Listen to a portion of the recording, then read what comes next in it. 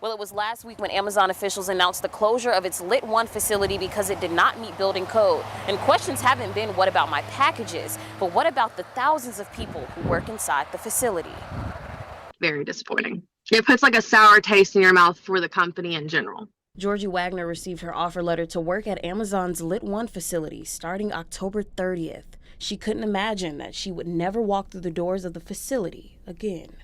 On October 29th, I got a phone call from Amazon Job Teams, which is who does the hiring. And they were like, hey, look, we're having issues at the facility, but we're going to pay you for your time until your next start date, which was, I think, the 13th. Amazon officials say they were informed of the building's structural flaws, prompting officials to announce a 3-day closure on October 22nd.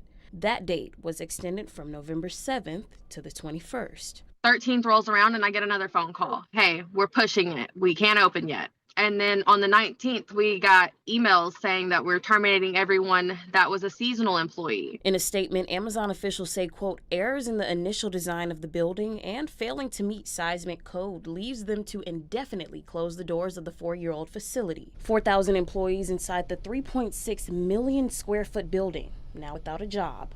And while Amazon says employees will be provided 90 days of pay and transfer opportunities, Wagner explains that's a category she doesn't fall under. When they posted saying that they were paying all of their full-time employees, I was like, no, they're not, because you just fired a good portion of your employees that hadn't even got to start yet, but you were paying us to work for you. For Wagner, she says it's a burden that leaves her uncertain about where to go next, not just for her, but her sister and husband, who also worked at the facility. The decision leaves her struggling to plan for the holidays. It's upsetting because more or less we're thinking about it in the long terms of we can't help with Christmas.